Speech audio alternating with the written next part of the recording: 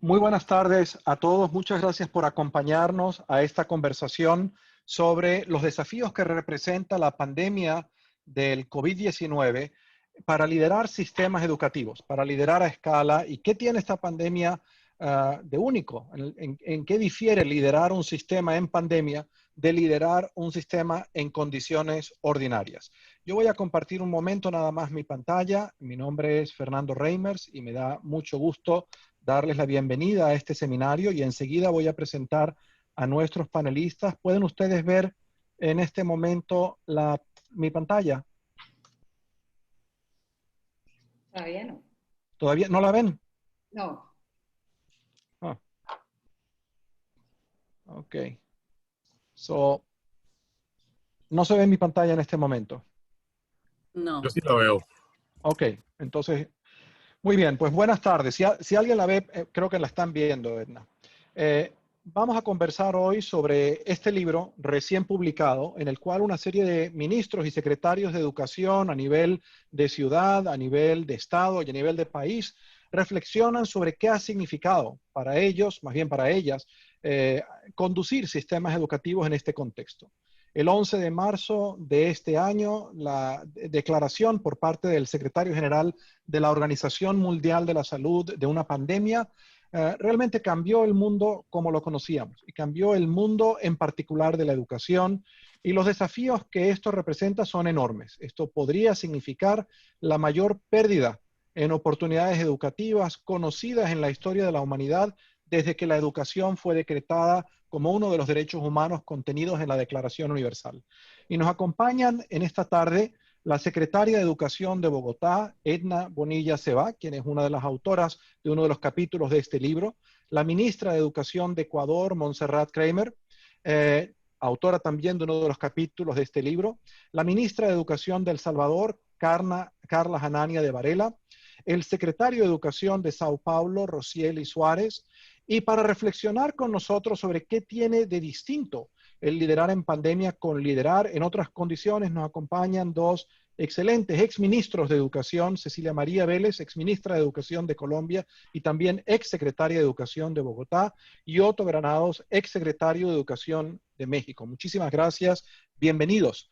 Este es el orden que vamos a seguir. Cada uno de ellos va a hablar unos 10 minutos y eso nos va a dejar unos 20 minutos de discusión y de preguntas. Simplemente para crear el contexto de esta conversación, yo quiero invitarlos a todos a descargar copias de este libro que se encuentra disponible en Amazon. Este libro es un producto de la Iniciativa Global en Innovación y Educación que yo coordino, cuyas metas son avanzar en nuestra comprensión sobre cómo los líderes educativos en distintos sistemas educativos definen y llevan a la práctica una educación, una enseñanza que sea relevante al siglo XXI, de manera que las escuelas públicas en particular puedan empoderar a los estudiantes con las capacidades que necesitan para convertirse en arquitectos de su propia vida y en personas que puedan asociarse con otros en mejorar las comunidades de las que forman parte. Nuestra meta es ayudar a conectar la teoría y la práctica, muchas veces demasiado desconectadas, inspirados por esta idea de Kurt Lewin de que no hay nada más práctico que una buena teoría.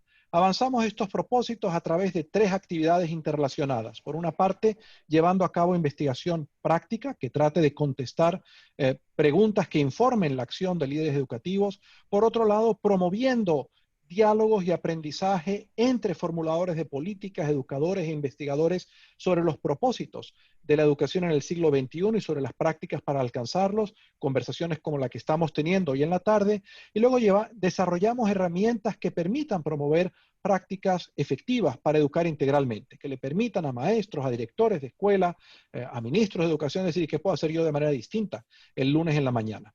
Todo esto está basado en una teoría llamada diálogo informado que con mi colega Noel Maguín desarrollamos en este libro que ustedes pueden descargar en este vínculo que está aquí y que básicamente dice que si uno quiere cambiar una cultura escolar, una práctica educativa, pues tiene que crear oportunidades para que la gente aprenda sola.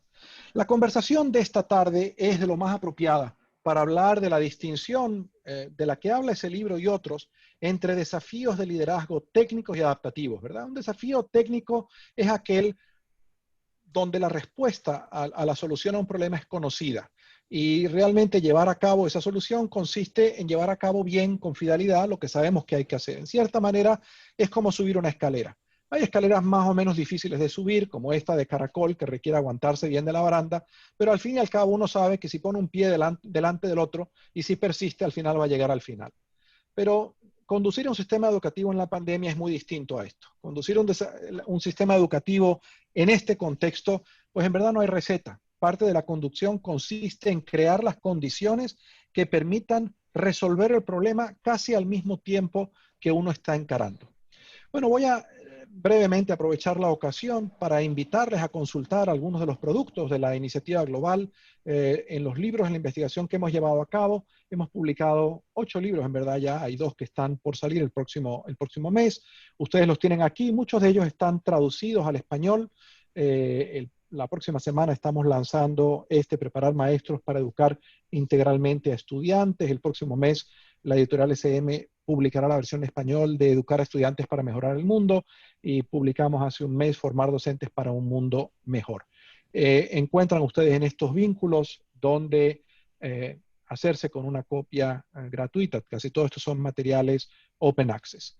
En Diálogos Informados hemos publicado una serie de cosas y en verdad nuestros dos de nuestros comentaristas hoy en día, Cecilia María Vélez y Otto Granado, son autores de uno de los últimos productos de esta serie, Cartas a un nuevo ministro en Educación, en donde le pedimos a ministros que habían liderado reformas ambiciosas, reformas que habían tenido como propósito elevar lo que se esperaba que hiciera el sistema educativo para hacerlo más relevante, que reflexionaran sobre qué habían aprendido. Y esa es la razón por la que invité a Cecilia María y a Otto a que nos acompañaran hoy, porque ya ellos han pasado por este ejercicio de reflexionar sobre qué aprendí, y el resto de los colegas que nos acompañan hicieron lo mismo, solo que en un contexto distinto. Entonces, en cierta manera, este libro es hermano del libro anterior, y lo único que cambia, bueno, son los autores, pero especialmente lo que ha cambiado es el contexto, y es de esa diferencia de la que vamos a hablar.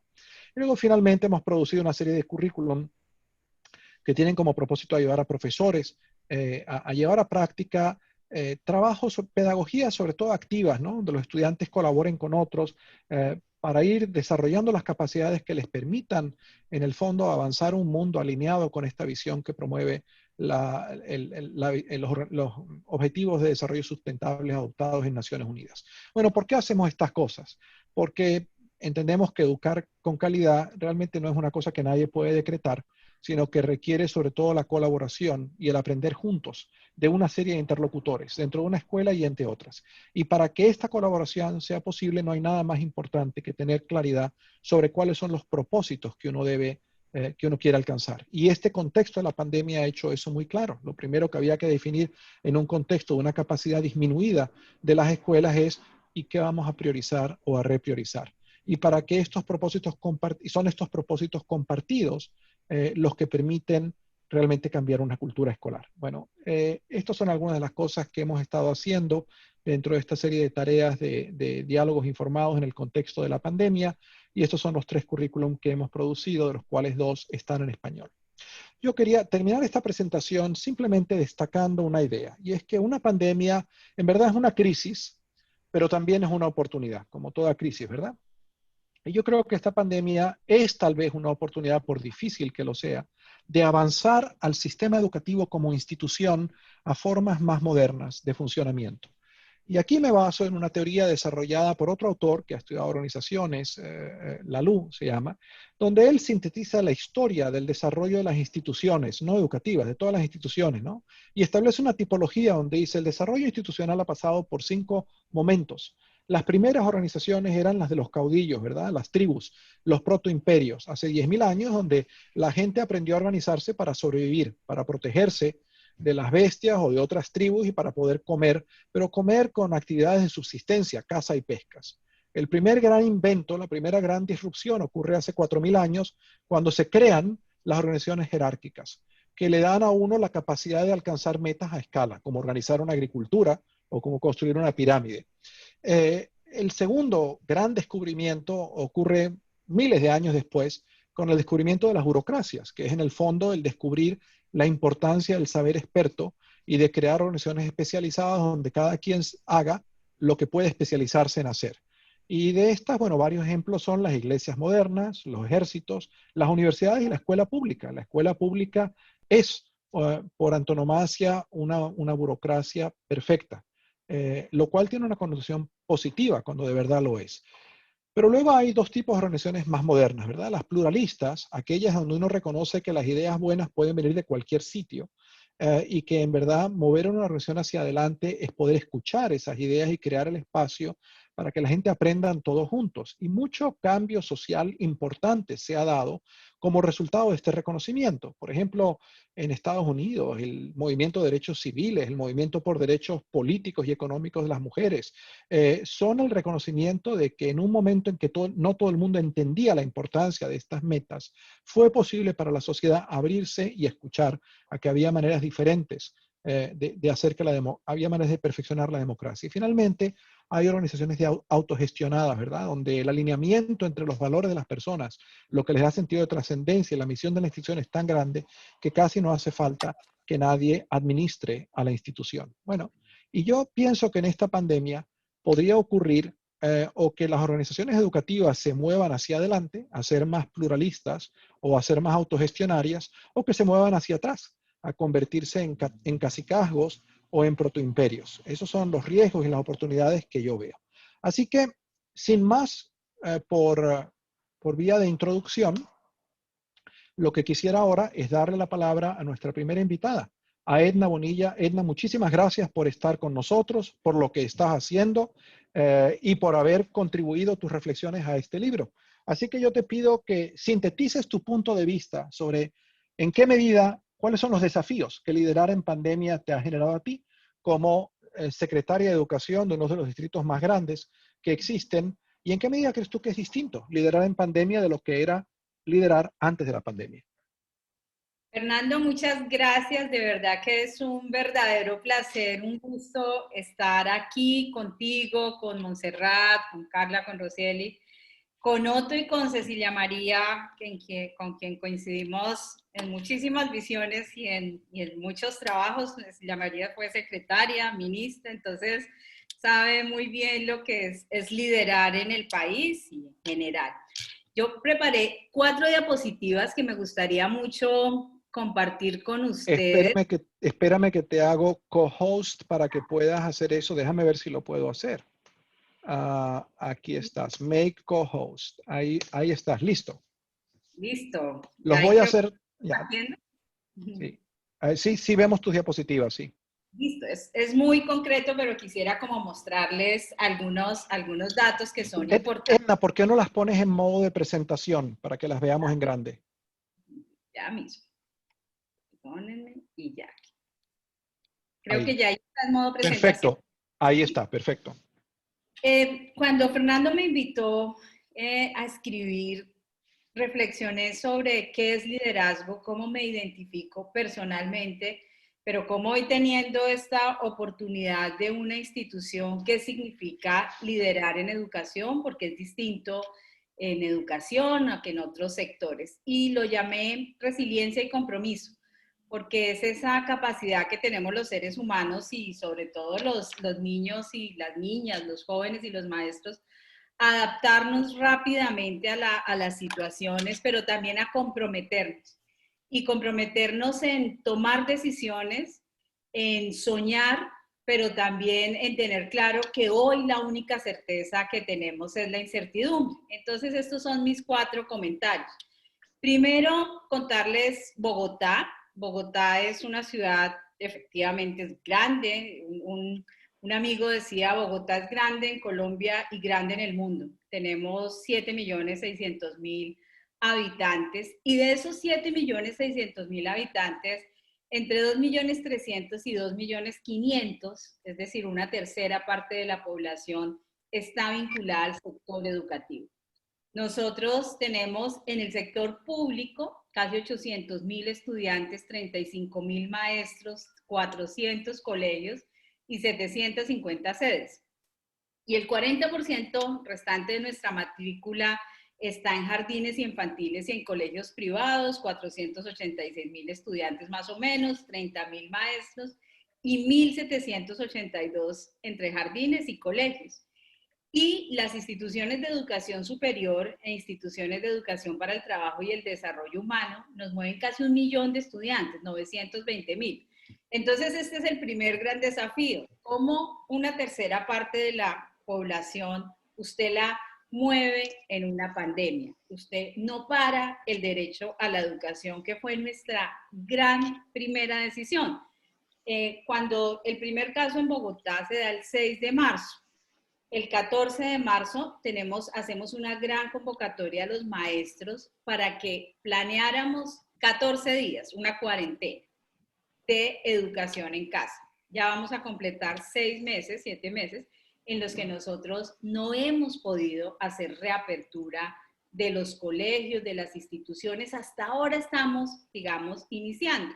El mapa que ustedes ven a la derecha, ven, este es Bogotá, ven dónde están ubicados los colegios. Bogotá es una ciudad profundamente segregada, una ciudad en la que en algunas localidades se ubican los más pobres y ahí precisamente es donde están la gran mayoría de nuestros colegios, aunque tenemos pues colegios en toda la ciudad. Primer gran reto. Nosotros en Bogotá, la alcaldesa Claudia López, empezamos el 1 de enero. Entonces, teníamos 2 retos grandes: cómo manteníamos toda la educación, pero adicionalmente cómo formulábamos nuestro plan de desarrollo. Ese fue el primer gran reto. Nuestro plan de desarrollo es un nuevo contrato social y ambiental para el siglo XXI. ¿Qué hicimos? Primero, escuchamos, y esa es parte del liderazgo que creo que nosotros debemos imprimir en la ciudad. Logramos que 8.472 niños y niñas nos hicieran unos cuentos y nos dijeran cómo se imaginaban la ciudad. Y ese primer trabajo del plan de desarrollo, nosotros lo plasmamos en lo que hoy es nuestra hoja de ruta. Ahí escogimos 5 grandes programas. Educación inicial. Colombia tiene una gran deuda con la educación inicial, Bogotá en particular también. Y queremos llevar a nuestros niños a partir de los 3 años al modelo de educación, al modelo educativo. Entonces ese es nuestro primer gran programa. El segundo gran programa es la formación integral. Cómo tenemos niños formados de manera integral, en el que la parte cognitiva sea muy importante, pero adicionalmente eso que les da el entorno, eso que les da las familias, el arte, la cultura y demás estén presentes en el proceso de los niños. La transformación pedagógica, Fernando, ahora tú decías crisis genera oportunidad, así lo hemos visto nosotros. Cómo esta pandemia nos está generando una oportunidad para transformar la pedagogía, para que si tenemos que transformar la manera como estamos enseñando, la manera como están aprendiendo los niños, como estamos aprendiendo nosotros, y como estamos evaluando, pues transformemos la pedagogía y lo vamos a hacer y lo estamos haciendo con los maestros y maestras. Educación para todos, acceso y permanencia con equidad y énfasis en educación rural. Esa es otra de las grandes apuestas que nosotros tenemos y otra de las deudas que queremos saldar. En Bogotá, 4 de cada 10 niños, por ejemplo, no tienen acceso a computador y a virtualidad. Aquí tenemos una apuesta muy importante en llevar la virtualidad y eso no ha sido fácil y seguramente hemos tenido un impulso mucho mayor con esta pandemia. Vamos a llegar a 124.000 niños con computador, con virtualidad para poder seguir con los procesos. Y el último gran reto que nosotros tenemos, jóvenes con capacidades. Nuestra tasa de tránsito es muy baja. Solo el 48% de los muchachos que se gradúan acceden a educación superior. Entonces, hicimos un programa para darles oportunidades. Durante la pandemia no nos hemos detenido, pero quizás el mayor elemento de liderazgo lo hemos tenido en la comunicación, en tratar de hablar permanentemente con las familias. Ese es uno de los grandes aprendizajes que hemos tenido. Familias mucho más comprometidas, pero también familias con algunas dificultades. Entonces, por ejemplo, todos los temas socioemocionales para nosotros son muy, muy importantes. ¿Cómo llegamos que los niños se sientan acompañados? La familia debe ser el territorio seguro de los niños, pero hemos visto cómo para muchos niños el colegio era ese espacio, ese territorio seguro. Entonces estamos trabajando mucho los temas socioemocionales, mucho los temas de formación docente, educación inicial, educación media. los últimos grados del bachillerato, nosotros cómo los articulamos para enamorar a los jóvenes que hagan su tránsito hacia la educación superior. Un programa que nos inventamos que es muy importante, que queríamos beneficiar 8.000 jóvenes con la oportunidad de que vieran créditos, asignaturas, materias que fueran o certificables o que fueran homologables entre las universidades. Logramos que 21 universidades le apostaran a este proyecto que lo llamamos Reto a la U. Queríamos tener 8.000 estudiantes, finalmente logramos que se inscribieran 27.500 estudiantes y logramos beneficiar. Hoy tenemos 12.281 estudiantes que están en Reto a la U tomando asignaturas en universidades, en las mejores universidades de la ciudad y con una expectativa de poder garantizarles su educación superior. Liderar en esta pandemia un tema que es fundamental, deserción. Esa es una de las grandes preocupaciones, pero hoy podemos decirle a la ciudad, hemos logrado que 5.125 jóvenes estén hoy, niños y jóvenes, en el sistema que no teníamos antes de iniciar la pandemia. Hoy nuestra matrícula son 794.422 niños que están estudiando en Bogotá. Para nosotros eso ha sido fundamental, nos ha tocado ingeniarnos las búsquedas activas, casa a casa, teléfono, virtualidad, para que los niños no se nos vayan y que al contrario podamos tener más niños. El programa de alimentación escolar fue el gran reto, les quiero contar los primeros días, porque nosotros no podíamos seguir suministrando la alimentación escolar en los colegios. Entonces nos transformamos, hicimos unos para la zona urbana, bonos, para las zonas rurales, canastas que hacemos llegar a las familias y hoy tenemos más de 4 millones de entregas en alimentación escolar para las familias. Gestión institucional y una misión que hemos llamado la misión de educadores y sabiduría ciudadana. Y dos elementos que han sido quizás de los que más hemos trabajado. Uno, aprende en casa. La estrategia Aprende en Casa que diseñamos, fuimos la primera ciudad en diseñarla en el país, en no suspender el derecho a la educación. Estamos llegando con virtualidad, estamos llegando con televisión, estamos llegando con radio y estamos llegando a 263.318 estudiantes con entrega de guías físicas. Hoy nos tocó modernizarnos completamente, la virtualidad llegó y llegó para quedarse. Entonces, por ejemplo, tenemos más de 26 visitas al micrositio, tenemos más de 1.100 contenidos, todo lo hemos hecho con maestros, con maestras de la ciudad, en las que han diseñado sus guías para llegar a los estudiantes. Y conectividad y dispositivos, quizás el mayor reto. ¿Por qué? Porque no es solo comprar los dispositivos, ya estamos en ese proceso que no es fácil.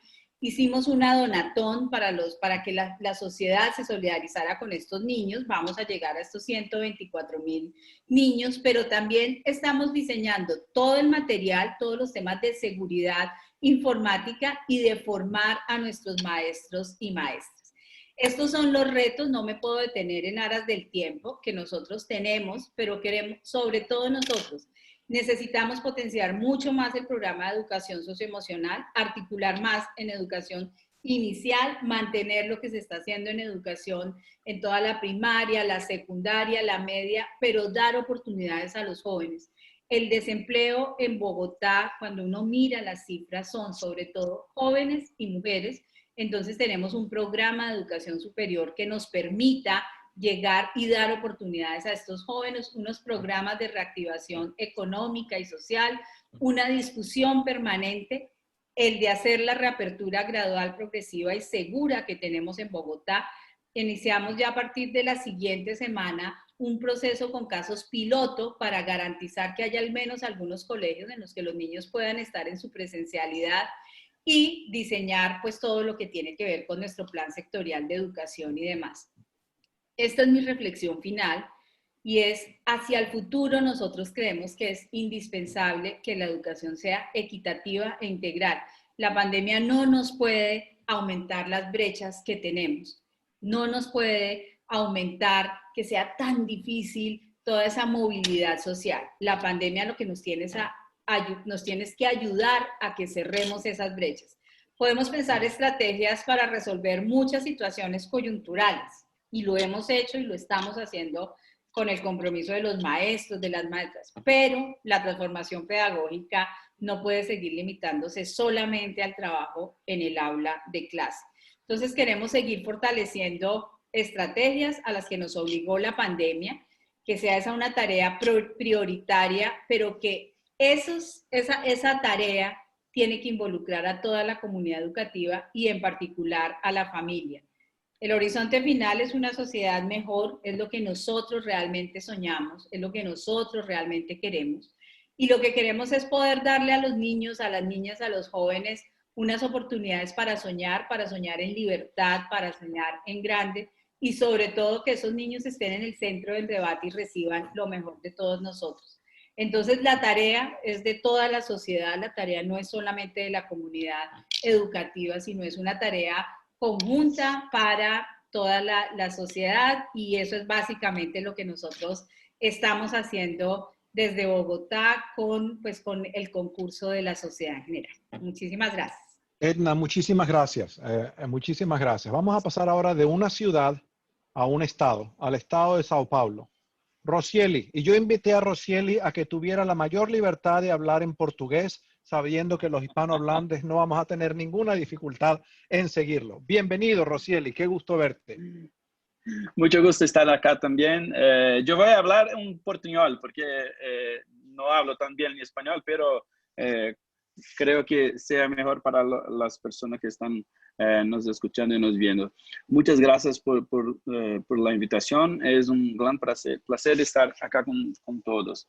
Yo tengo también una presentación. Yo tengo ayuda de María Isabel. ¿Puedes poner? ¿A quién quieres que pongamos de co-host? A María Isabel. Espérate. Yeah. Ah, ya lo hizo, ya está proyectando. Yeah. Magnífico. Thank you, Peter. Yes. Puedes pasar. Para empezar, en São Paulo tenemos 3,5 millones de estudiantes en la red estadual. Lembrando que Brasil, nosotros tenemos una división con estado y municipios en el ensino fundamental. Tenemos los dos trabajando. En la educación infantil, solamente el municipio. En high school, en ensino medio, tenemos solamente el Estado, prácticamente solamente el Estado y la educación privada. Entonces, nosotros solamente en el Estado de São Paulo tenemos 3,5 millones de estudiantes. Tenemos 250,000 servidores, trabajadores de la educación, con 190,000 profesores. En 5,100 escuelas, pero tenemos a 5,400 cuando contamos con las escuelas prisionales y otros tipos de escuelas. Puede pasar. Tenemos 3 puntos importantes que los impactos de la pandemia, los riesgos que nosotros tenemos con la suspensión son muy claros para nosotros. El primero es la reducción de la actividad económica, con el desempleo siendo muy grande, incrementando la vulnerabilidad de las familias. El mayor riesgo del abandono de los jóvenes, de los niños, eso es muy claro en todo el mundo, pero en Brasil está siendo un gran desafío ahora. Y el daño al desarrollo. Pero eso es muy importante para nosotros, porque los periodos prolongados ya son un problema. Nosotros habíamos trabajado para cambiar el calendario de las escuelas en el estado de São Paulo para no tenermos tantos periodos longos sin las actividades. Entonces, ha habido la pandemia y eso trae un prejuicio muy grande para las clases, para los niños. Entonces, ese es uno de los grandes desafíos que tenemos. Y no tenemos tiempo, ¿no? Puede pasar. Algo que es muy importante, ¿no? Los estudios están apuntando que los niveles medios de aprendizaje cayeron, ¿no? Según el Banco Mundial, 16 puntos en PISA, con resultados en escuelas, el equivalente a medio año de aprendizaje. Pero eso es una estimativa, una estimativa buena. Lo creo que en Brasil tenemos un prejuicio muy mayor. Nosotros tenemos crianças, los niños están a regredir, no están a no aprender, están disminuyendo lo vocabulario, están disminuyendo sus condiciones. Eso es el grande desafío. Escenario pesimista del 90% del año escolar sin clases presenciales acá en América Latina. Estamos viviendo eso porque nosotros también paramos en marzo como Colombia también. Puedes pasar. Antes de la pandemia, solo 16% de los estudiantes en Brasil tenían clases en cómo utilizar Internet. Ese es un punto importante porque nosotros empezamos el desafío de las aulas remotas. Paramos en 23 de marzo, tenemos una parada gradual, o sea, empezamos a trabajar con el nuevo sistema. Pero nosotros no sabíamos cómo trabajar con los estudiantes, con los profesores. Los datos apuntan que los profesores no habían tenido ninguna formación para trabajar con la tecnología, con la educación a distancia o las aulas remotas. Entonces, el grande desafío es cómo pensar algo muy rápidamente para que el derecho de la educación sea garantida en este periodo. Y así empezamos con las actividades pedagógicas remotas. ¿Puedes pasar, por favor? Construimos un guía de estudios para los estudiantes. En la primera semana, los profesores de todas las escuelas de São Paulo elaboraron el material con orientación. Tenemos un material para los profesores. El profesor ha trabajado un guía para los estudiantes con las actividades, las orientaciones para las familias, ayuda específicas para nuestros maestros. Y también empezamos a trabajar con las plataformas educativas, tanto privadas cuanto las públicas. Acá, como no teníamos tiempo, trabajamos en hacer muchas parcerías. Acá en Brasil llamamos de credenciamiento. Credenciamos las empresas que desearon ayudar el Estado a cumplir la tarea de educación en este periodo de pandemia. Y esto es tal vez una decisión muy rápida y de mucho suceso para São Paulo, porque conseguimos mucha ayuda y conseguimos una convocación de donaciones muy grande acá en São Paulo. Discúlpeme por mi portuñol, estoy acá envergonhado. Está excelente, no tienes que estar envergonhado. ¿Se están comprendiendo? Está bien. Sí. Entonces, con eso es el primer paso en la primera semana. En la segunda semana estábamos trabajando con la creación del centro de millas. ¿Puede pasar? Por favor, más o no, eso ya habla. Entonces, en la segunda semana empezamos a trabajar con el Centro de Millas de Educación del Estado de São Paulo. Yo traje la experiencia de haber sido el secretario de Educación del Estado de Amazonas. Eso es muy importante porque en mi trayectoria yo participé de la creación del Centro de Millas de Amazonas, que tiene una característica muy difícil geográfica. Y después en el ministerio también ha creado el Centro Nacional de Millas con un prototipo. Hoy en São Paulo es una realidad para un uso mucho diferente, pero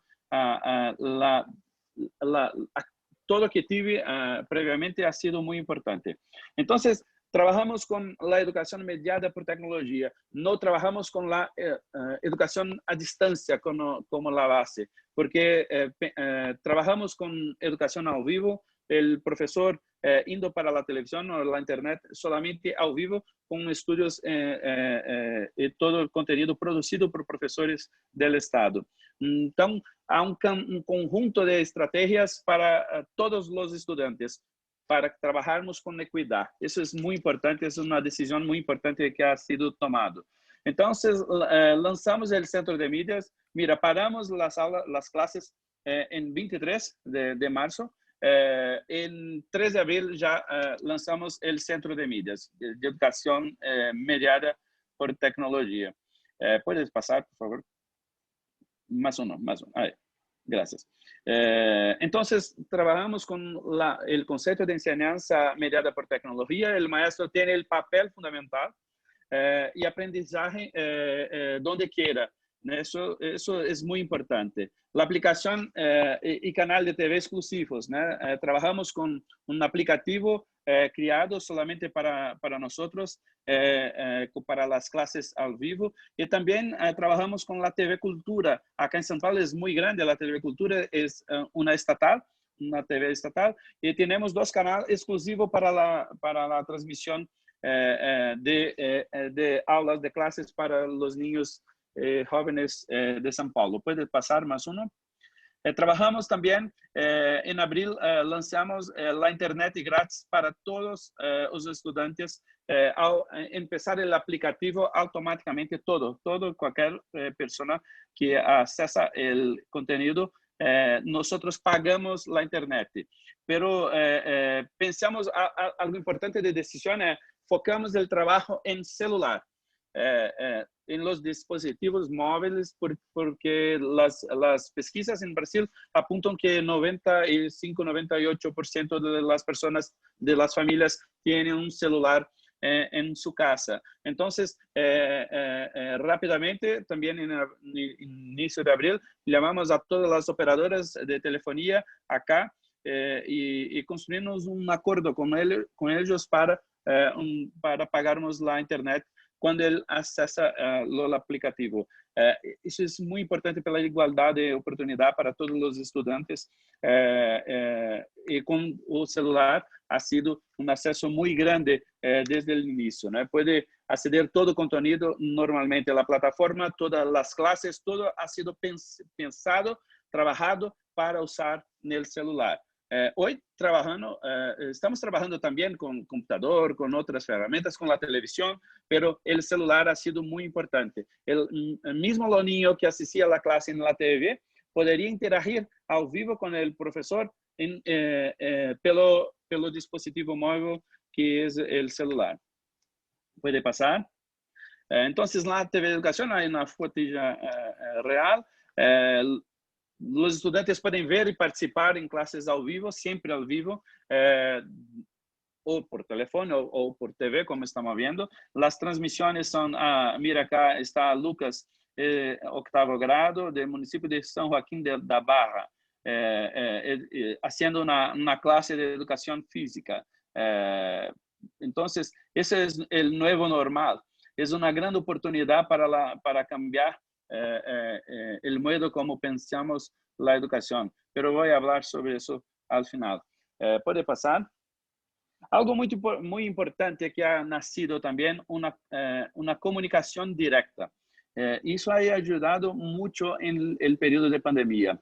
Todos los días yo tengo lives con lo profesorado desde el inicio de la COVID, solamente el tiempo que no ha podido sería el tiempo que yo tuve el COVID en el hospital, pero yo consigo conversar con los profesores 25, 50, 100, ya hacemos lives con 150, 160 mil profesores para hacer el trabajo pedagógico de planeamiento de las clases, de la actuación. Entonces, nosotros trabajamos todo el día haciendo algo, recibiendo del profesor la crítica, la sugestión, la búsqueda de la solución para el problema. Ese diálogo con los directivos, directo con los profesionales, ha sido muy importante para todas las decisiones.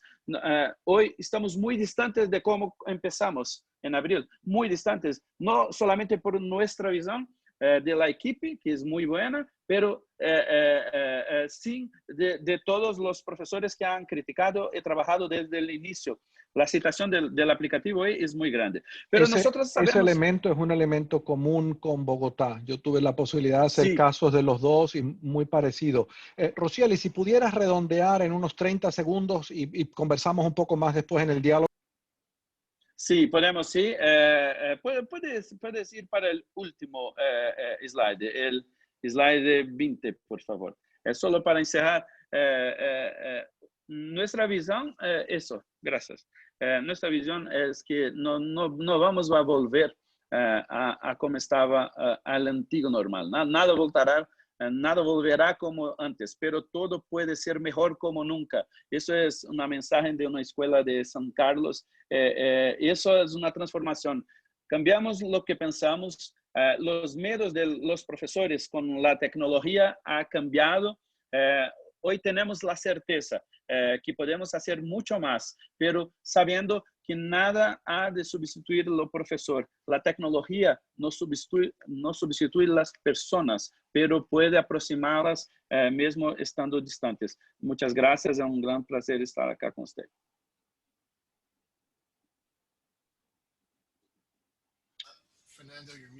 Fernando, your phone. Your microphone. Muchísimas gracias, Rosieli. Ahora pasamos de discutir cómo navegar, cómo liderar un sistema educativo en pandemia en un estado a un país, a Ecuador. Y sin más, le doy la palabra a Montserrat Kremer. Muchas gracias, Montserrat, por estar con nosotros. Estás en mudo. Perdón. Ahora. Muchísimas gracias. Voy a tratar de poner también una presentación rápida. A ver, te he hecho co-host. Listo. Espero. Ya. Bueno, cuando me invitaste muy gentilmente, y agradezco siempre la oportunidad de darnos este espacio de voz y de narrativa, de la perspectiva de la historia, que como me decías, imagínate que va una botella en alta mar con un mensaje para que luego sea un insumo para la historia tal cual lo tomé. Y debo decir que fue el primer momento en que me senté a ver, a procesar, a sentir lo que habíamos vivido, y eran 5 meses y medio. Y debo confesar que en algunos ratos, mientras escribía, hasta se me iban las lágrimas de pensar todo lo que habíamos vivido. Ha sido una experiencia intensamente transformadora, humana, dolorosa y enriquecedora.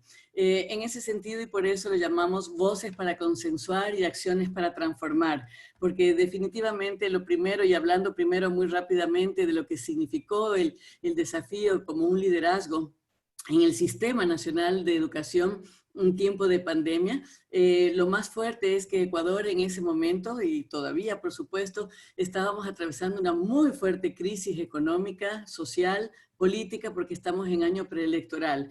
Recordemos que nosotros veníamos también de la movilización, fuerte movilización social parecida a la de Chile en octubre. Es decir, que ya de por sí estábamos un poco con lesiones emocionales en la sociedad.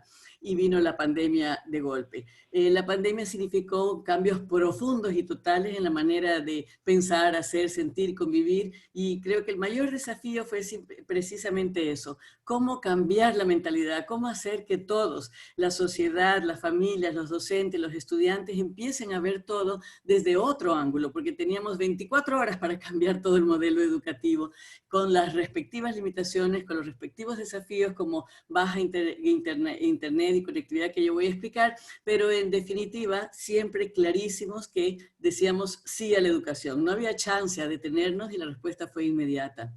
La toma de decisiones por eso fue inmediata, con dilemas éticos en el camino. Digo, por la crisis económica, tuvimos problemas en el pago puntual de los sueldos, no pudimos dar los equipos que hubiésemos querido a los docentes, a los estudiantes, a las familias, y en este momento, sin embargo, estamos todos juntos trabajando para cerrar esas brechas que son visibles y que por lo tanto irreversibles y han sensibilizado a toda la sociedad. En contextos extremos no se las puede hacer la toma de decisiones con la respectiva planificación, eso es una de las cosas. No es homogéneo, la forma de tomar las decisiones no son decisiones homogéneas para todos, y es cualitativamente diferente a lo largo de cada fase. Hemos pasado la primera fase, aprendemos en casa, y luego ya viene ahorita todo el dilema del retorno a clases y volver a preparar a la sociedad para esta nueva fase, y a todos de una nueva mirada de lo que significa regresar o la continuidad educativa. El contexto es totalmente volátil, se trata de ofrecer un sentido de cohesión urgente, solidaridad frente a lo que está ocurriendo, siempre con mucha comunicación, en eso coincido con los colegas que han hablado, muchísima comunicación transparente y clara y con metas comunes. Los objetivos estuvieron siempre claros, no abandono escolar, mucho apoyo emocional y acompañar en los aprendizajes lo más que podamos, que no se afecten en las destrezas fundamentales y los conocimientos fundamentales. en contexto totalmente incierto, complejo, ambiguo. Información clara y transparente, sí, pero en estos momentos sabemos que tal como están las redes y funciona en este momento toda la participación, es bastante difícil, y por lo tanto lo importante fue siempre generar mecanismos muy claros de participación de los docentes, estudiantes y familias a través de herramientas que también han dicho, como el Facebook Live de manera permanente, Teams, Zoom, etcétera, con grupos, pero contacto permanente. Vamos juntos, ¿no? Vámonos tomando el pulso y seguimos adelante.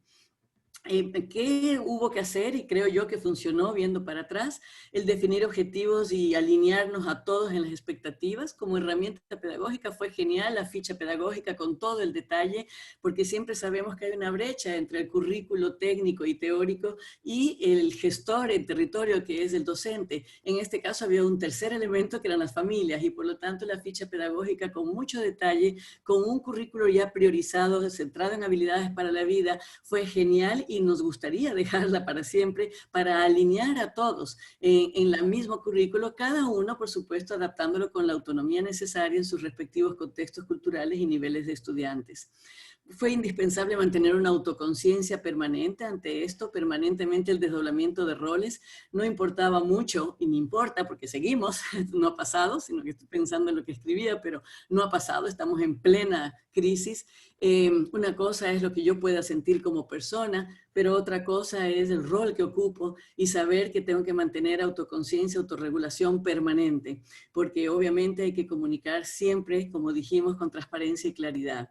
Las ideas en positivo, hay siempre una esperanza que transmitir, una esperanza, una ruta clara a partir de los objetivos claros. Demostrar empatía, y eso significa mucho escuchar con el corazón, escuchar las necesidades, los temores, los deseos de los diferentes actores de la sociedad, y a partir de eso empezar a adaptar las decisiones. Ver el panorama general. Esto también es un ejercicio permanente entre lo urgente que vivimos día a día. En el Ecuador, debo decir que, quizás lo debí decir en la introducción, pero somos 4,5 millones de estudiantes en todo el sistema de educación, que va hasta tercero de bachillerato, porque en el Ecuador es dividida la educación superior del sistema escolar de educación.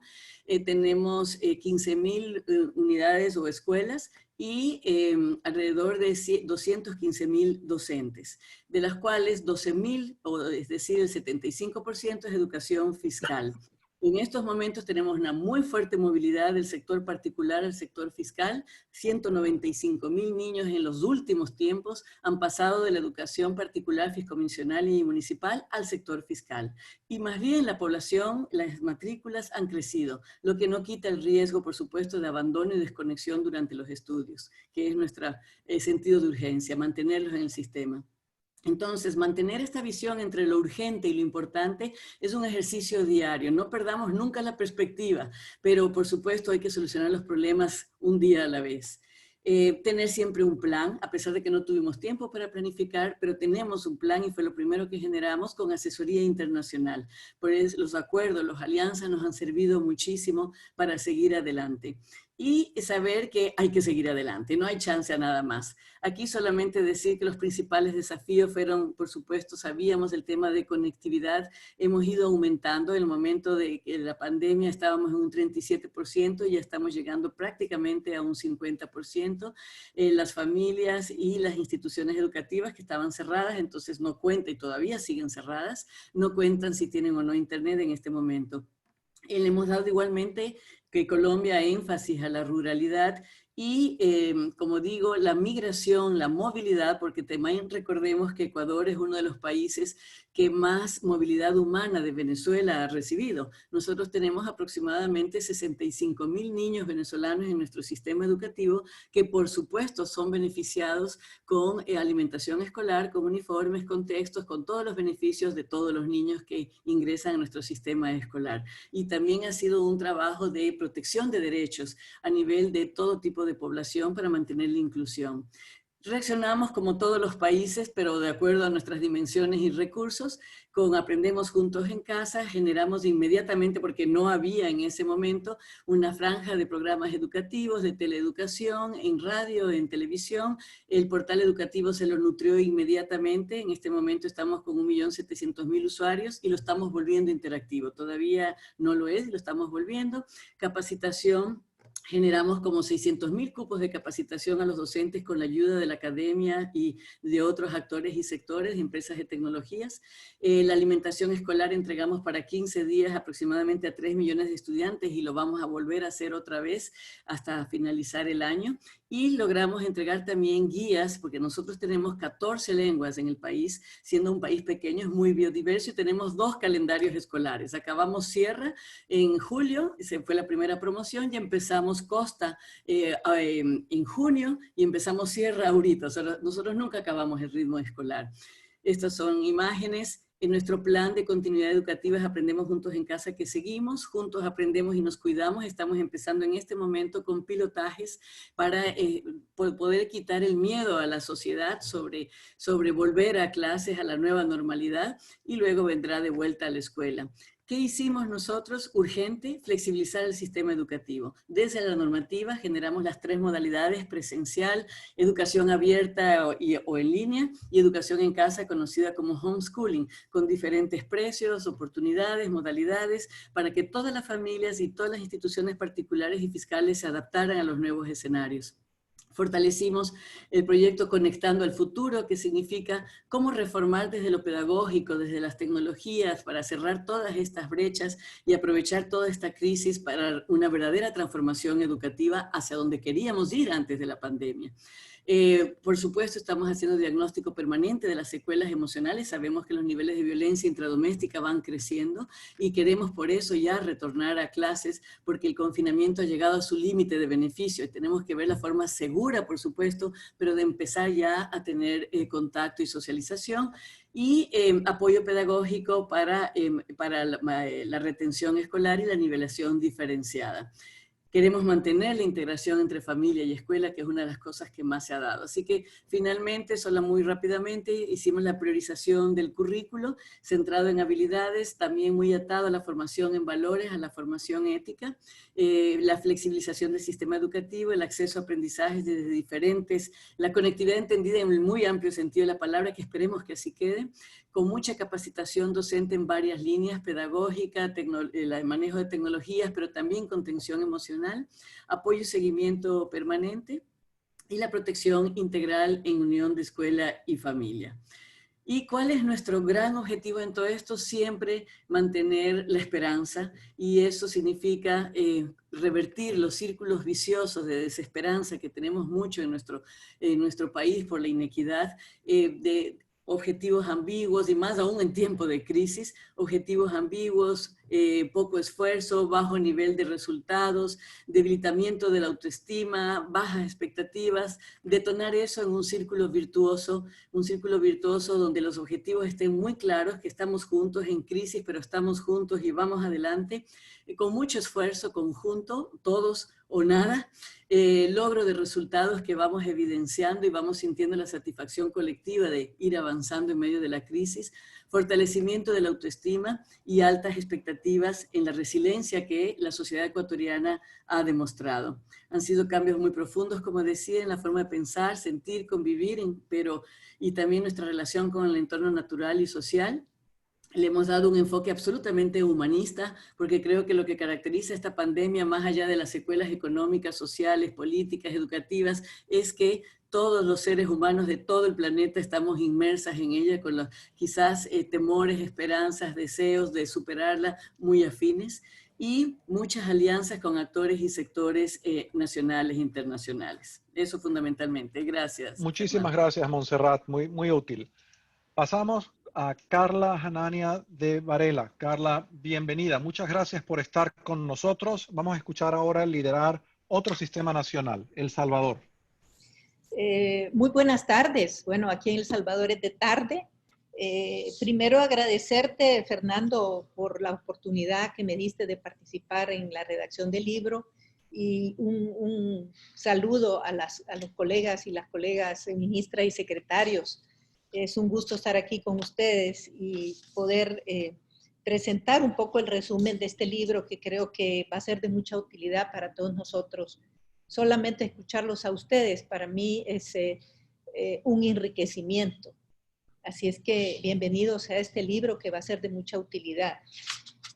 Yo quisiera utilizar el símil que utilizó Fernando al principio de la escalera de caracol, como un símil de la complejidad del desafío. Yo le agregaría que además de que es una escalera de caracol, durante la pandemia ha sido una escalera de caracol en movimiento. Entonces, que había que agarrar... Y a oscuras además, y a oscuras. Y a oscuras, sí. Lo que significa que durante todos estos meses hemos tenido que mantener la adrenalina muy alto para poder responder, como decía la colega Montserrat, para poder responder en 24 horas con lo que tuviésemos. Los desafíos que hemos tenido aquí en El Salvador no son muy diferentes a los que han tenido ustedes. Creo que nuestros países se caracterizan por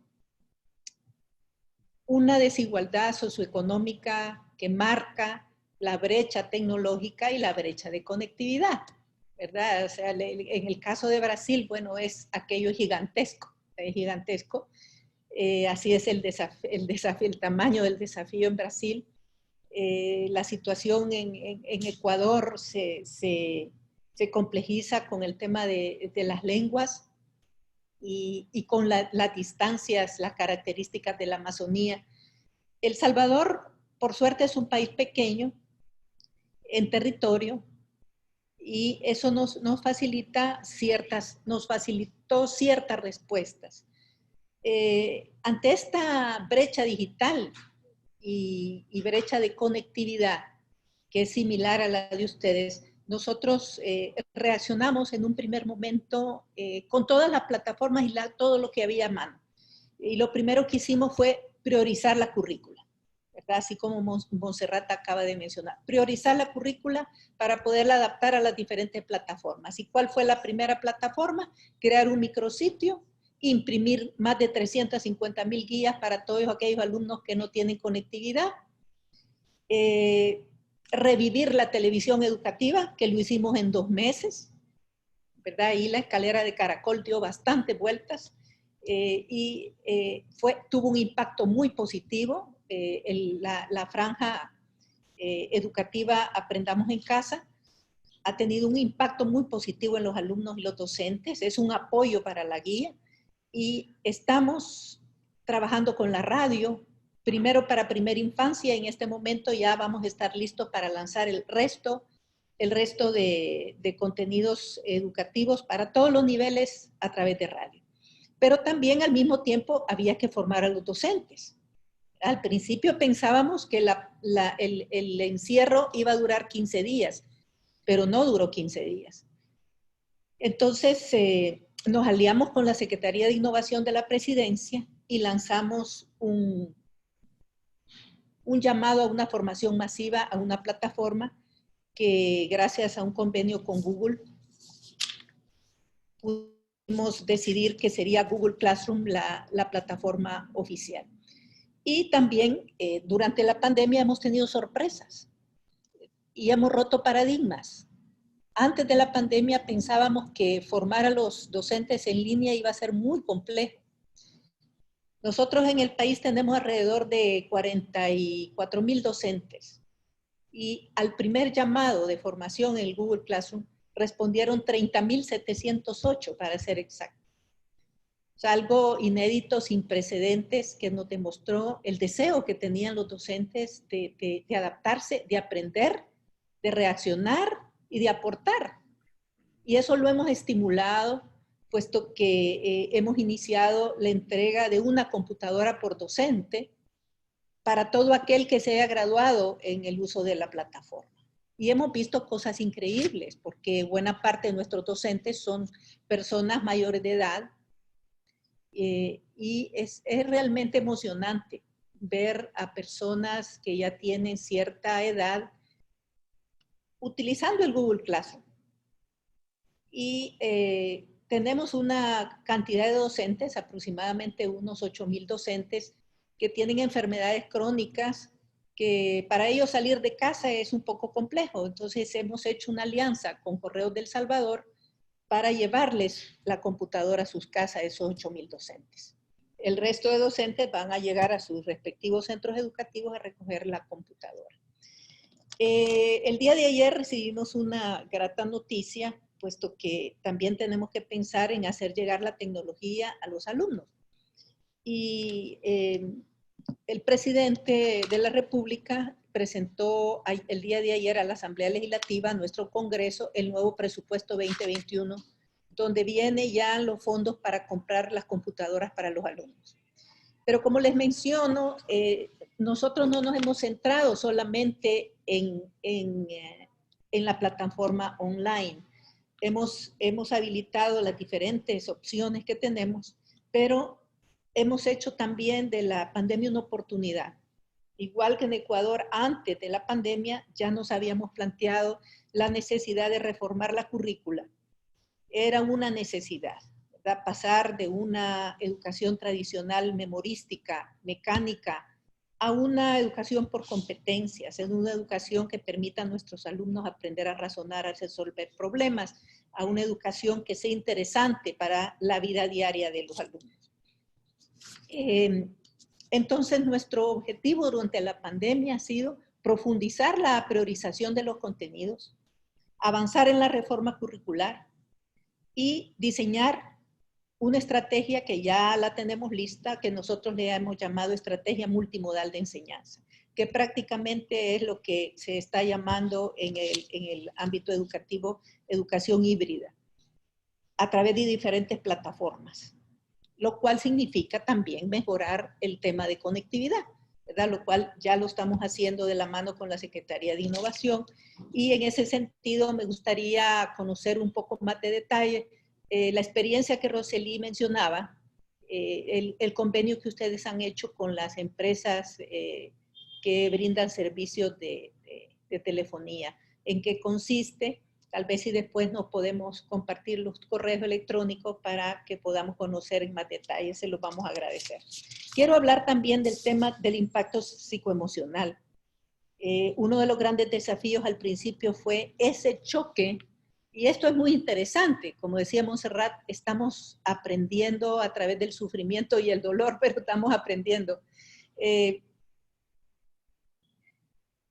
Este choque de la educación tradicional, intentando llegar hasta los hogares y saturando a los niños de tareas, porque los docentes no se podían imaginar cómo los alumnos iban a cumplir con todos los contenidos sin la supervisión de ellos, y solamente con la supervisión de los padres. Entonces comenzamos a recibir una serie de quejas y tuvimos que crear un centro de llamadas que respondía a dudas pedagógicas, quejas, durante las 24 horas del día.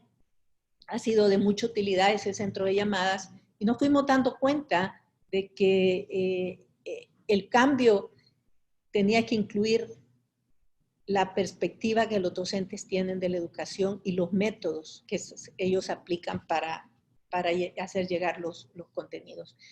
La sobrecarga de tareas es solamente uno de los síntomas de ese sistema educativo ya obsoleto. Comenzamos nosotros a hacer conciencia a los docentes, a los padres de familia, de la carga que debían de tener cada niño según su edad, teniendo en cuenta que estaban confinados en su casa con sus padres. Pero sucedió algo, además, interesante. Poco a poco esto se comenzó a entender y empezó a suceder algo que los docentes y los padres comenzaron a estar más cerca que antes. Ahora un padre de familia entiende mejor al docente que antes. Y estas son ganancias que el sector educativo va a ir poco a poco capitalizando. El tema de la atención psicoemocional, entonces, empezamos a introducirlo de manera transversal en todas nuestras plataformas. Hubo un momento que el Ministerio de Educación tuvimos casi que parar, casi que parar porque la mayor parte de nuestros funcionarios se contagiaron, incluyendo mi persona. Tuvimos más de 57 docentes fallecidos y hubo un momento de colapso, hay que reconocer, pero inmediatamente nos recuperamos y volvimos a trabajar en lo que estábamos. Esta nueva forma de enseñar, esta priorización de contenidos, esta forma en que los alumnos han tenido que seguir sus estudios durante el año 2020, implica también una reforma en el sistema de evaluación. Y ese es otro cambio de paradigma, el sistema de evaluación. Hemos tenido durante estos días pasados la discusión a nivel nacional de si hacíamos o no hacíamos la prueba estandarizada de aprendizajes para alumnos de último año de bachillerato. Había unos sectores políticos que decían que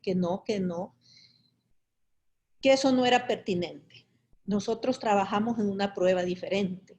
Hemos trabajado en una prueba cualitativa, le hemos cambiado nombre, le hemos cambiado enfoque y la hemos vuelto una prueba útil para los alumnos y sus familias, que no evalúa solamente conocimientos, sino que evalúa aptitudes y cómo la pandemia ha impactado en la salud mental de los alumnos, qué aptitudes han desarrollado ellos durante el confinamiento y además una batería de preguntas para orientarlos sobre su vocación en la vida y en los futuros estudios, lo cual es un alivio para los padres de familia que muy seguido tienen que pagar esa prueba de orientación vocacional en las universidades.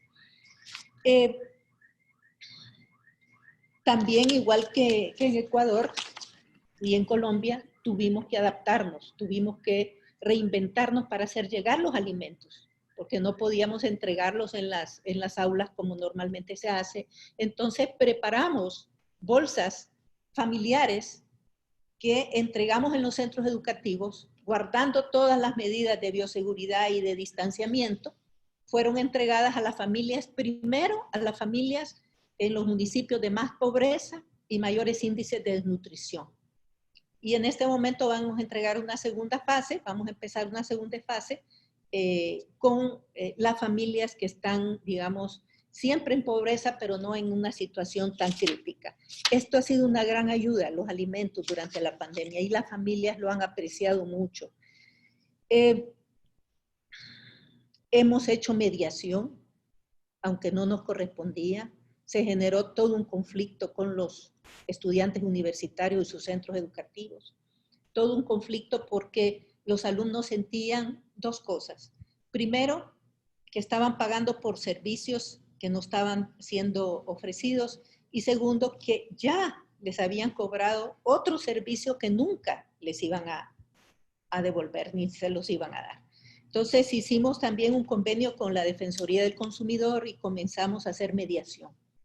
Se resolvió mucho de esto. Se logró bajar el nivel de confrontación y de una manera empática, con el diálogo, logramos que las universidades devolviesen parte de esos cobros que ya ellos habían hecho. Quiero contarles que durante la pandemia nos llovió sobre mojado, porque tuvimos a las tormentas tropicales Amanda y Cristóbal, y no se pueden imaginar lo que fue eso. En medio de la pandemia, abrir centros educativos que sirviesen de albergue para las personas que habían perdido sus casas. Hicimos llegar alimentos ahí, hicimos llegar la televisión educativa a esos albergues, pero fue bastante duro lidiar con ambas cosas. Yo creo que este ha sido uno de los momentos más difíciles, porque también teníamos el temor del contagio dentro de los albergues. Carla, si pudieses ir redondeando para dejar un poquito de tiempo a la discusión. Yo ya terminé, solamente quería finalmente explicarles otra de las decisiones que han sido bastante difíciles a tomar, que ha sido la de decidir mantener las clases, las aulas cerradas hasta el 31 de diciembre de este año. Si la pandemia lo permite y el Ministerio de Salud lo autoriza, regresaríamos a las aulas en enero del 2021 con un enfoque de enseñanza multimodal y presencialidad por grupos.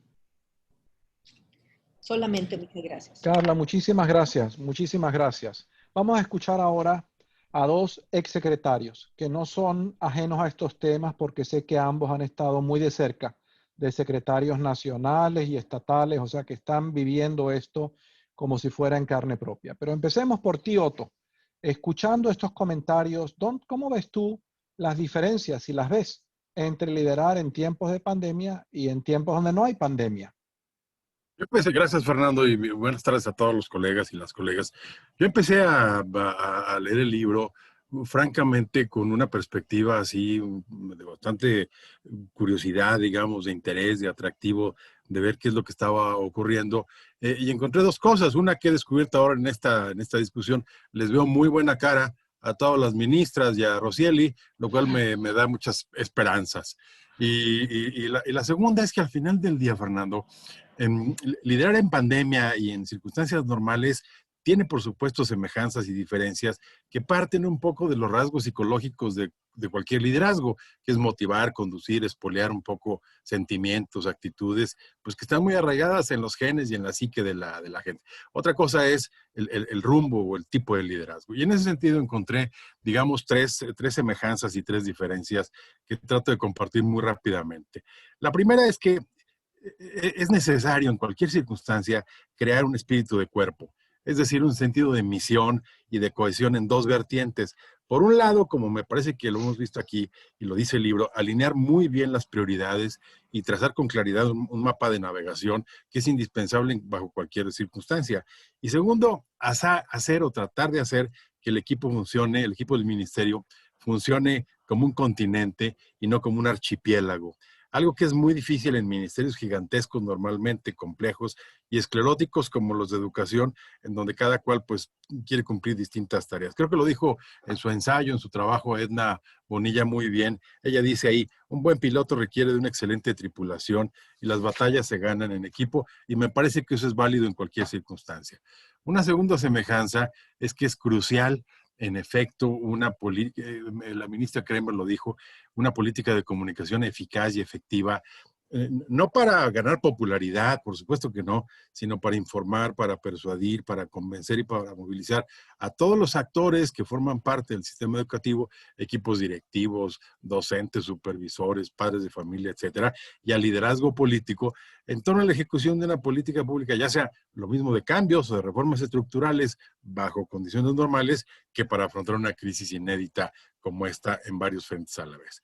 Y la tercera semejanza es que me parece muy importante, es que hay que mantener la dirección y el rumbo, o sea, distinguir lo táctico de lo estratégico, informarse, consultar evidencia, leer muy bien los datos, para, si es necesario, saber rectificar y corregir con apertura y con madurez cuando la información nos dice que es necesario hacerlo. Y esto funciona muy bien en cualquiera de los dos escenarios, ensayo y error.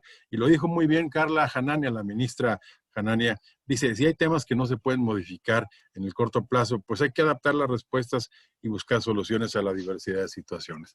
Y ahora la parte difícil. Insisto, cuando empecé a leer el libro, lo primero que pensé es que yo no quisiera estar en los zapatos de ninguna de ellas.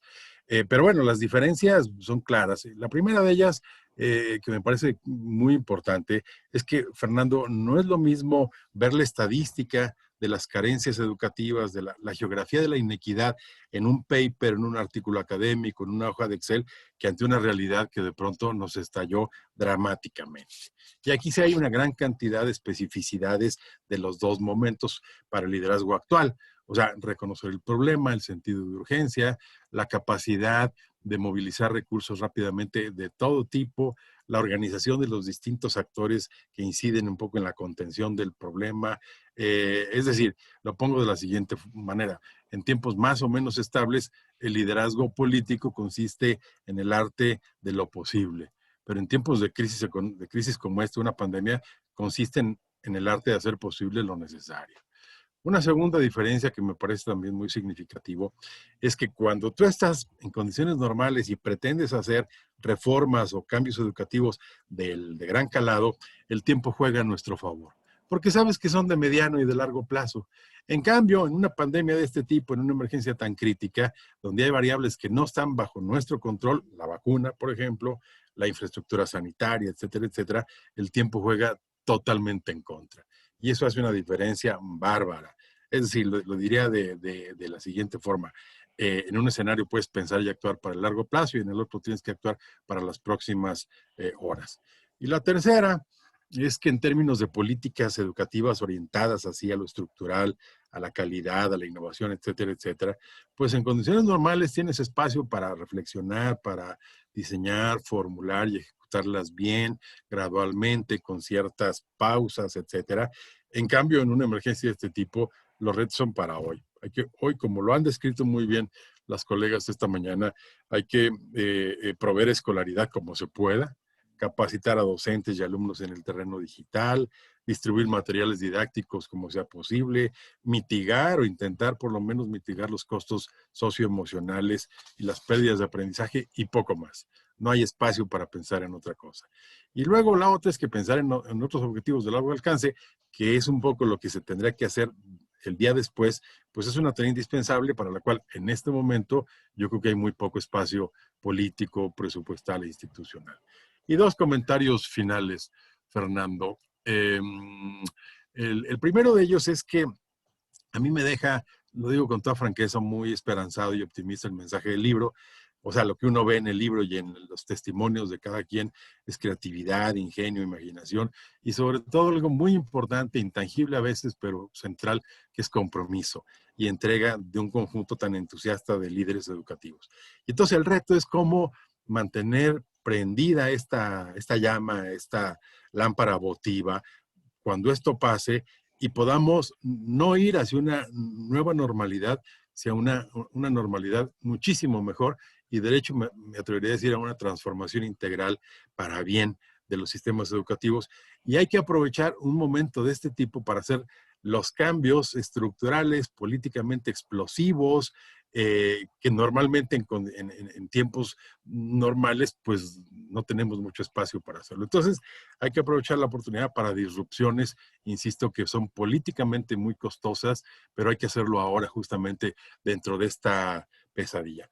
Y la otra, que ayuda a la confianza y a la construcción de apoyo, es una reflexión que la hago muy sincera, que a veces uno podría, en una circunstancia como la actual, tener la tentación o caer en la tentación por razones de rentabilidad política de sobrevender o de presentar con cierta exageración lo que hagamos en la emergencia y por ende caer en la tentación de no mostrar con claridad los costos que va a tener en la educación de los niños y de los jóvenes en términos de abandono escolar. Rosieli lo hizo muy bien citando el estudio del Banco Mundial, porque va a tener costos de abandono escolar, de deserción, de trayectorias educativas interrumpidas, de vidas profesionales truncadas. Y entonces yo sugiero hay que ser muy transparente, muy honesto y decirle a la gente la verdad, una verdad esperanzadora, por supuesto, que superar todo esto nos va a tomar tiempo. Va a haber sacrificios que hay que pagar, pero yo creo que a mediano plazo y a largo plazo es la única forma de ganar confianza y apoyo, que son los factores clave para que saliendo de esto, pues tengamos un mañana, un mundo, una educación bastante mejor de lo que tenemos ahora. Otto, muchísimas gracias por tu análisis, muy útil. Cecilia María Vélez, qué gusto que estés con nosotros, exministra de Educación de Colombia y de Bogotá. ¿Cómo ves tú las diferencias de liderar en pandemia con lo que tú sabes que fue liderar cuando no había pandemia? Tendrían otros desafíos, pero no era este. Bueno, buenas tardes a todos, muy contenta de estar aquí, muy contenta y también yo creo que las caras que vemos de satisfacción, bueno, es por la buena selección que hizo de las experiencias Fernando, que siempre tiene buen ojo para escoger la gente, pero adicionalmente yo creo que es porque la gente se ocupó y no se preocupó. Y yo creo que ha sido una diferencia muy grande. Cuando yo leo todas estas preocupaciones de todas estas cosas tan horribles que están pasando en la pandemia, pues que yo creo que son reales también y como decía Otto, hay que enfrentarlas. Yo creo que eso es porque tampoco están ocupados y no ven la cantidad de cosas maravillosas que están pasando en la pandemia. Y yo sí creo que la pandemia nos está acelerando cambios estructurales. No solamente, dijéramos, tenemos que esperar para pensar esos cambios estructurales. Yo creo que aquí hay un cambio de valores, aquí hay, es decir, enfrentar ese cambio tan fundamental que se ha dado en todas las circunstancias, ha generado un cambio de valores que yo creo que es muy importante. Y cuando me pasaron el tema del liderazgo adaptativo, que primera vez que oía la palabrita, me puse a leer un poco y lo que ellos dicen es eso: el liderazgo adaptativo es un cambio de valores frente a circunstancias distintas. Esto es realmente lo que teníamos que hacer desde antes. Y yo les voy a contar por mi experiencia. Yo vengo mucho de la experiencia de planeación, en donde lo que trataba era conseguir toda la información, hacer proyecciones, poner metas, y realmente, en general, y eso relativamente me funcionó en las administraciones en las que estuve, organizar el equipo en función de eso, que también se debía hacer, pero en general era proyectando sobre las variables del pasado.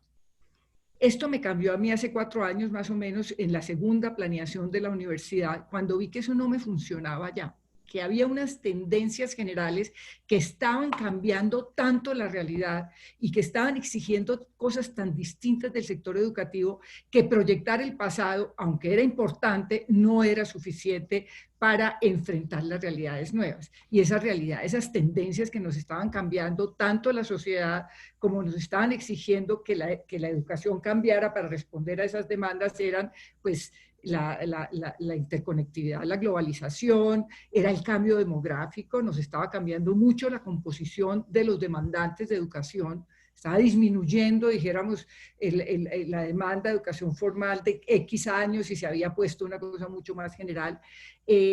También había otra tendencia muy importante, que era, pues obviamente, la cuarta revolución industrial y ese cambio tecnológico tan acelerado que hacía que tuviéramos que pensar en distintas dimensiones, y obviamente el cambio climático, que también era una amenaza, que nos ponía un reto muy distinto para mirar sostenibilidades. Y eso hacía que nosotros debiéramos pasar, fue la reflexión que yo me hice y la hice en la universidad con toda la gente, de una planeación estratégica muy tradicional a una planeación por tendencias. Mirar qué era lo que nos estaban diciendo las tendencias, cómo nos estaban cambiando a nuestros estudiantes y cómo nos estaban cambiando la sociedad, y frente a eso actuar en una realidad completamente cambiante, que era muy distinto a planear en una cosa en donde uno pensaba que todo iba a seguir igual. Eso antes de la pandemia. Entonces, yo tenía una reflexión muy grande sobre el tipo de planeación y el tipo de tendencias y la problemática que eso nos estaba exigiendo. Obviamente que las reflexiones sobre cómo debía cambiar la educación venían pues desde finales del siglo pasado, es decir, bueno, de cómo debían cambiar los modelos educativos, de cómo debíamos ir hacia competencias, de cómo, inclusive de cómo se debía introducir la virtualidad. Por ejemplo, desde la universidad mismo reflexionábamos mucho, aquí hay que introducir la virtualidad, inicialmente probablemente con muchos costos, pero es que en el largo plazo va a ser insostenible también el nivel de costos que venimos arrastrando del sector educativo para hacerlo, para tener más calidad. Y allí veíamos una gran oportunidad y una gran resistencia. O sea, hacia la virtualidad en las universidades buenas de Bogotá hay una gran resistencia a integrarla. O sea, todas las disculpas se sacan, y es decir, está muy bien que los profesores que ya tienen cierta edad de la básica se resistan a pensar que la virtualidad es una alternativa, pero a mí me impresionaba mucho, y ese es un cambio de valores que no se da sino con una pandemia de este tamaño. Realmente yo creo que esa es una de las grandes oportunidades, porque es que ver que todos los maestros tuvieron que decir, diablos, de pronto la virtualidad sería la respuesta a esto. Y obviamente muchos llegaron y la integraron, como decía nuestra colega de El Salvador, poniéndoles tareas a través del internet. Pero bueno, ese es el primer estadio, tratar de hacer exactamente lo mismo que hacemos en la presencialidad, pero después viene la reflexión de que se tiene que cambiar el modelo porque eso no está funcionando, y esa reflexión pedagógica yo creo que ha sido maravilloso. Y yo creo que ha sido general, y eso nos aceleró un cambio que teníamos que hacer, que teníamos que hacer, es decir, un cambio estructural, que yo creo que nos hubiéramos demorado muchísimo más para cambiar esos valores y esas creencias del sector, por ejemplo, sobre la virtualidad. Pero también, yo quisiera que todos un poco reflexionaran sobre cuántas cosas innecesarias hacemos en las administraciones. O sea, cuando nos tenemos que enfrentar a que tenemos que responder tan rápidamente a lo fundamental y sobre todo a que tenemos que responder a las necesidades de las instituciones, que esa es la otra cosa maravillosa que a mí me parece que trajo la pandemia. O sea, las administraciones, y pues lo veíamos un poco en todos los planteamientos que se hicieron en el libro, se tuvieron que poner a oír las instituciones educativas. Un sector que tradicionalmente lo que ha hecho es que desde el centro ha dicho, y muy bueno, o sea, es decir, yo digo, en el Ministerio de Educación de Colombia están los mejores pedagogos y ahí podemos generar todas las metodologías más interesantes del mundo y vamos a entregarse a las instituciones educativas sin saber si les interesa, si les funciona, sin que sepamos cómo es su realidad allá. Esta pandemia, porque no había forma de enfrentarla, sino de que las instituciones educativas salieran a buscar los estudiantes, salieran a buscar los padres de familia e inclusive generaran las demandas. Entonces se está empezando a dar una actividad desde la institución educativa y cuando a mí a veces me preguntan ¿qué sería lo que usted pues añora no haber podido hacer más? Y yo, dar más autonomía a las instituciones educativas. Tenemos unos sistemas en donde realmente la institución educativa tiene tantas limitaciones para ser innovadora, para ser creativa, para adaptarse a su situación, que yo creo que realmente darles más autonomía, y esta pandemia nos obligó, pues porque es que no podíamos resolver el problema totalmente desde el centro y nos puso, o sea, y lo vi clarísimo en el libro, como una de las cosas, y pues cuando hablaban inclusive de la comunicación, yo sentía que era más, no la comunicación que siempre hemos hecho de los ministerios, porque siempre hemos tratado de comunicar desde el centro hacia las instituciones educativas. Yo creo que el descubrimiento, no el descubrimiento, esto todo estaba por ahí, sino que la gran enseñanza de la pandemia fue que los tuvimos que oír realmente para responder a lo que ellos estaban haciendo, para ver por qué era que no podían repartir los alimentos en no sé dónde, y entonces era impresionante. De pronto aquí habíamos oído a la secretaria, en un webinar de estos, oímos a la secretaria de Cartagena diciendo los líos, digamos, para repartir los alimentos, que es un rollo, porque uno cree que pues, los alimentos se van y se distribuyen en las escuelas, y después ellos allá buscando a los niños, mirando cómo lo hacían. Eso de oírlos, saber cuál es la problemática para responderles, yo creo que nos puede jalonar un sistema en donde efectivamente oigamos más. Y eso, pues obviamente, los sistemas buenos lo tienen. O sea, uno cuando estudia el sistema finlandés o todos esos sistemas, uno tiene unas instituciones muy autónomas en donde el centro lo que hace es responder efectivamente a las necesidades y a las cosas que van promoviendo las instituciones educativas. Siempre tenemos la disculpa de que es que los maestros son muy malos, de que son muy malos, en fin, pero es que si no les damos esa posibilidad tampoco se van a volver mejor y sobre todo no van a tener posibilidades de ser innovadores. Y en la medida en que no sean innovadores, no vamos a tener niños innovadores. De manera que centrarse en la institución, y obviamente la institución se centra en los estudiantes y en la familia, porque pues lo que está tratando es de realmente tener los niñitos allá, de saber si los niñitos sí están recibiendo, qué es lo que están recibiendo, entender mucho. Yo creo que ahí sale en el libro mucho que pues obviamente esta relación con las familias y la relación con las familias también ha acercado mucho a los maestros a la circunstancia específica del estudiante, y yo creo que necesariamente están teniendo que responder más individualizadamente al estudiante, que es una cosa que siempre estamos diciendo, tenemos que poner en el centro al estudiante, pero es que la pandemia no nos dio alternativa y eso aceleró, digo yo, también esa forma de comportamiento. Entonces, yo siento que aquí sí están pasando cosas estructurales. Obviamente también es muy evidente, pues en el libro, que quienes tenían mejores sistemas de información, quienes tenían más estructura, quienes tenían planes estructurados, en fin, pudieron decir, ajustar la respuesta la respuesta coyuntural a una cuestión más estructural que ya tenían, pero en general, pues yo creo que todo el mundo está teniendo unos aprendizajes estructurales importantísimos.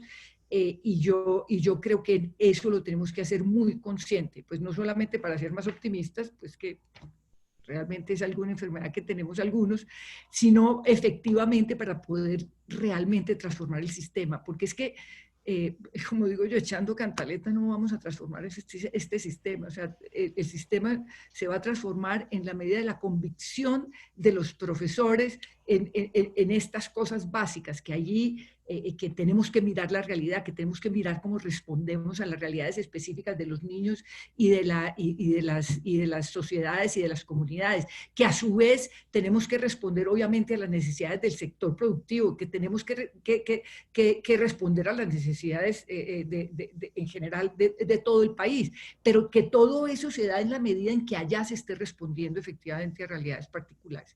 De manera que yo no he sacado sino enseñanzas, y yo creo que se están dando cambios estructurales porque yo espero que la gente está haciendo como el clic, y en la medida en que se transformen esos valores, en que se transformen esas tradiciones, en que los maestros sientan que tienen que enfrentar realidades distintas, maestros que se habían resistido toda la vida, siempre querían hacer lo mismo, ahora no lo pudieron hacer, simplemente no lo pudieron hacer, y probablemente esto les va a demostrar que pueden hacer las cosas de forma diferente. Cecilia, muchísimas gracias, y muchísimas gracias a todos. Yo creo que ya llegamos al final de la conversación. Yo quiero darles las gracias en primer lugar por el trabajo tan importante que están haciendo. Es decir, no hay duda de que esta pandemia, que ha costado ya 1 millón de muertos y que no se ha terminado, va a causar mucho sufrimiento y muchas pérdidas. Eso es innegable. Y sin duda también en el sector educativo, pues va a haber costos, como lo decía Rociel y como lo decían otros, no nos vamos a engañar. Pero no hay duda que todos ustedes están haciendo todo lo humanamente posible, no solamente para mitigar esas pérdidas, ese sufrimiento, sino para hacer de este momento una oportunidad de construir mejor. Y en verdad, mi intención con haber hecho este libro y este foro era iluminar, poner un poco sobre la mesa cuán importante es el liderazgo en este momento y después. Yo encuentro a veces que si uno mira y se da el tiempo de mirar las cosas buenas que están pasando, pues eso se contagia un poco. Y yo creo que es muy importante en este momento que todo el mundo reconozca, los maestros, los padres de familia, la sociedad entera, cuán importante es el buen liderazgo educativo, y que entienda que este es un momento en donde hay que liderar todos juntos. Es que es muy importante apoyar a quien tiene la responsabilidad que tienen ustedes, y que este es un momento donde los maestros tienen que ser líderes, los directores de escuela tienen que ser líderes, los secretarios municipales, todos. Porque yo creo que el liderazgo es uno de estos procesos paradójicos donde lamentablemente es más visible en 3 circunstancias. En una crisis como esta, uno se da cuenta lo importante que es que haya alguien que haga que las cosas pasen, ¿verdad? Cuando no lo hay, también es muy visible. Cuando hay mal liderazgo, vean ustedes la situación en la que estamos en este país, con el ocupante de la Casa Blanca, ahí es donde uno se da cuenta lo importante que es el liderazgo, o en retrospectiva, ¿verdad? Es muy difícil a veces valorar el liderazgo, sino después uno mira en retrospectiva y dice, caramba, mira todo lo que se hizo. Pero yo creo que en este momento de crisis, pues sí está, ahí no hay para dónde esconderse. Uno ve dónde están los líderes y dónde no hay liderazgo. Y yo creo que es muy importante poner la luz sobre los líderes para animar a los demás, no solamente a que apoyen, sino a que asumen su trabajo también y entiendan que si hay un recurso que necesita, sobre todo la región, América Latina, que en este momento es el epicentro y que tiene ya la experiencia terrible de lo que fue el impacto de la deuda externa y de los programas de ajuste que siguieron la deuda externa, que le costaron a esta región 1 década de desarrollo. Entonces uno puede anticipar, ¿verdad?, que digamos, sin esfuerzos como los que están haciendo ustedes, aquí lo que viene es otra década perdida de desarrollo social. Y entonces uno dice, bueno, ¿dónde está el capital? Pues el capital es es el liderazgo. El capital está en el esfuerzo que están haciendo ustedes, que estoy seguro de que cuesta el dolor, los fines de semana, el no tener el tiempo, hacer lo humanamente posible, lo sobrehumanamente posible. Así que muchas gracias por lo que están haciendo, muchas gracias por haber tomado el tiempo de reflexionar y escribir lo que están haciendo, de entender la importancia de compartir esto con otros. Y gracias por habernos acompañado esta tarde en esta conversación que la hemos grabado en Facebook. Yo les enviaré el enlace porque yo espero que a mí me gustaría realmente imaginarme que cada persona en cada escuela se sentara a escuchar esto y dijera, sí, realmente yo tengo una posibilidad de hacer una diferencia, de que esto no se repita la década perdida en América Latina, sino de hacer lo que nos toca hacer. Así que gracias a todos por ese trabajo y por inspirarnos a todos. Gracias. Gracias, Fernando.